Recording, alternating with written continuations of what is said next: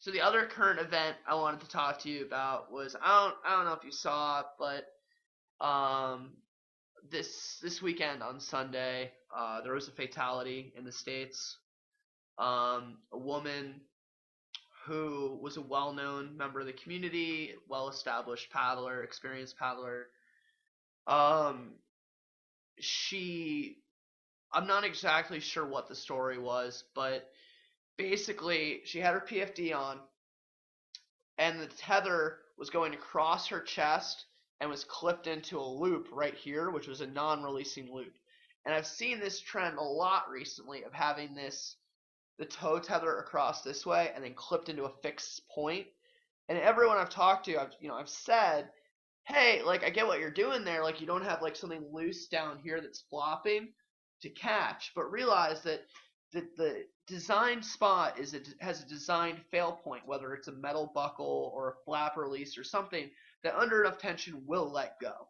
And if Yeah. you clip it into something solid, you can release the cowtail, but at the release point, but you might not be able to get it to let go, and it appears that's what happened to her.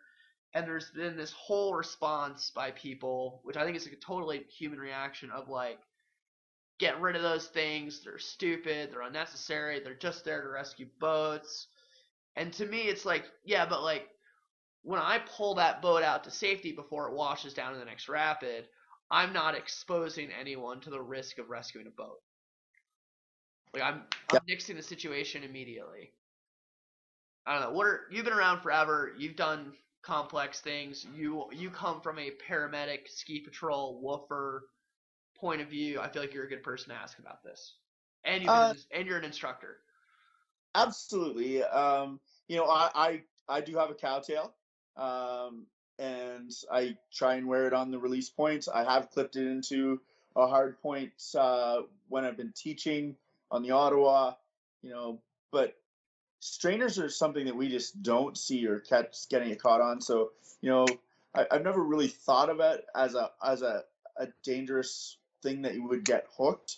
But I've read the same articles and stuff that have been going around and trying to follow it a little bit just to because it is interesting and there's a lot of people talking about it and stuff. I think the reaction of get rid of the pigtail is wrong. I think it's an excellent tool when used correctly and in the right place. I tried to drag in a very well known uh, PFD designer up here in Canada, Steve Wagner, the designer of Salas PFDs, because he's got Mm. an interesting quick release point where you put your pigtail on that thing and it's you just have to pull and it releases. Is that the one that was And on the original Green Jackets, where it's the same kind of clasp that they have for the normal release, but it's like on a little loop, and you just yeah, yeah, yeah, okay. yeah, he uses a very similar style of release. So I tried to bring him into the conversation, and he never bit, but that's okay. Um, but I think they're a great device for moving a boat to shore. Most people, pulling a full boat. Well, I generally try to empty some water out of the boat before I clip into it, so that it's less hard to tow to shore. So boat over boat rescue if I can. But it's all situational, and what kind of water you're in. I'll never clip into a boat above a technical rapid that I don't have lots of time to go because gear is expendable and people are number one. You got Yep. to make sure you've secured the person before you secure the boat. The other thing that I find those pigtails, if you've got a paddle beaner on them, it's excellent because you can clip the paddle and just paddle to shore with the person's paddle and let the boat go. A lot of people, I think, almost value their paddles more than they value their boats sometimes. They almost cost as much. I I swear. mean, depending on what you're paddling, it really could be that way. You Um, know, I've started the guy. using them. Let's say I'm bailing out and I'm trying to do a quick rescue.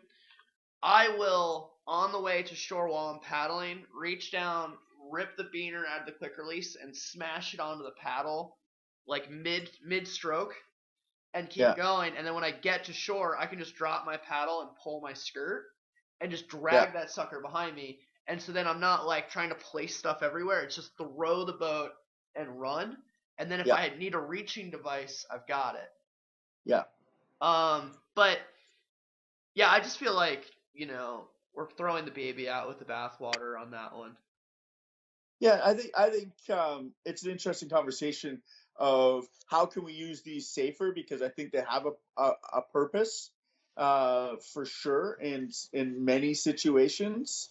And I think Jeff Calhoun had some points about how he had some big concerns about them, and keeping it tucked away in your PFD and being able to put it on your PFD if you needed it.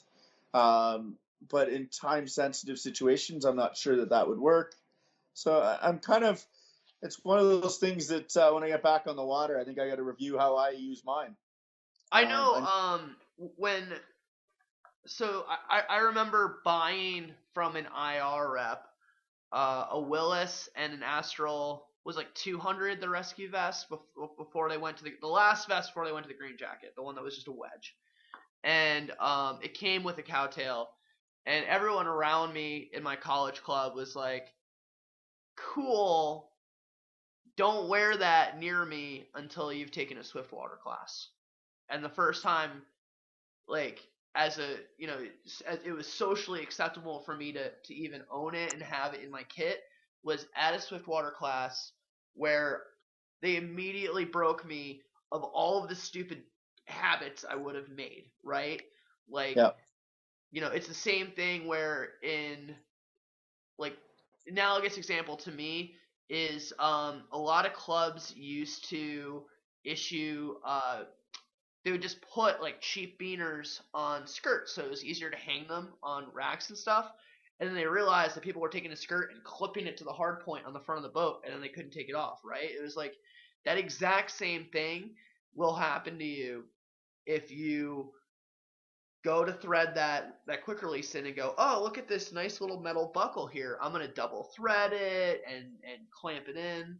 Well, you're never coming out of that thing unless you're basically getting ripped in half if it's fully threaded in there. You have to go and take a class and have someone tell you like, hey, one's one and done, man. Like, unless your life is hanging off this vest and you're using it as a harness, one and done, because it will not slip out, and that turns it into a death trap.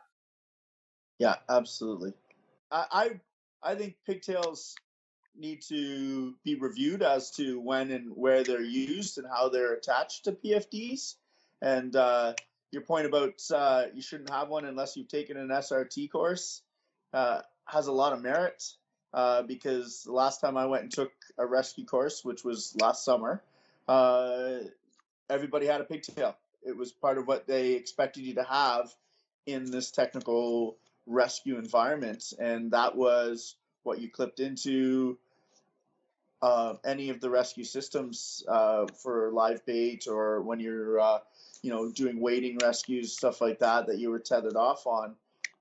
That's was what they used, was a pigtail. Take some of the shock out of the system when you initially put it on, and if set up properly, there's a lot of the risk you're taking out of it, because it quick releases. Right. Well, and I haven't done it. I'm not a superhero, but I have watched someone see a situation go down and go, I need to be live bait now. And they were able to grab that cowtail, clip their rope, throw their rope at someone to shore, and just go. And they would have lost however much time. I hate these conversations in a way because they become so anecdotal, but Yes. I don't know. It's just, it to me it's a baby in a bathwater.